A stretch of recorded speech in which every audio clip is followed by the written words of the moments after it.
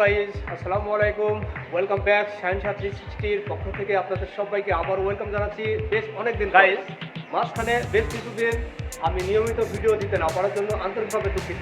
Guys, আজকে আমি আপনাদের নিয়ে এসেছি সেই শ্রীমঙ্গল এরিয়াতে। শ্রীমঙ্গল এরিয়ার কিন্তু বিশাল বিস্তৃত চা বাগান রয়েছে। আর সেই শ্রীমঙ্গলের আশপাশের যেই চা বাগানগুলো সেগুলো কিন্তু অনেক সুন্দর। হয়তো এখানে অনেকে আসেননি, আবার হয়তো অনেকে এসেছেন। আমি এসেছি কিন্তু আজকে শ্রীমঙ্গলের পাশেই মাঝদিঘি। এখানে কিন্তু একটা আমরা দেখতে পাচ্ছি যে দুর্গা মন্দির বা হনুমান মন্দির, অনেকে হনুমান মন্দির বলেন, আবার অনেকে দুর্গা মন্দির বলেন। সেই দুর্গা মন্দিরে আমি দাঁড়িয়ে রয়েছে। আর এর পেছন থেকেই কিন্তু রাস্তা শুরু চা বাগানে। আমরা যাবো সেই চা বাগানে। বিস্তৃত এই চা বাগান দেখতে আসলে অত্যন্ত সুন্দর এবং দারুণ আকর্ষণীয়। এখানে অনেকেই হয়তো এসেছেন, যারা এসেছেন তারা আবারও দেখবেন, আর যারা দেখেনি তারা অবশ্যই দেখবেন। দেখার জন্য সবাইকে আমন্ত্রণ জানাচ্ছি আজকের ভিডিও। তো গাইজ, সাথে থাকুন।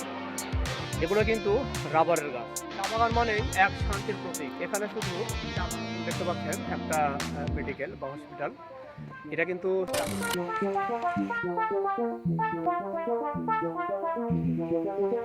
দাঁড়িয়ে রয়েছি মাঝদিঘি জামে মসজিদে। এটা একটা মসজিদ প্রাঙ্গণ, মানে বুঝতে পারছেন যে এখানে হিন্দু, মুসলিম এবং বিভিন্ন ধর্মের লোক এই চা বাগানের আশপাশে বসবাস করে।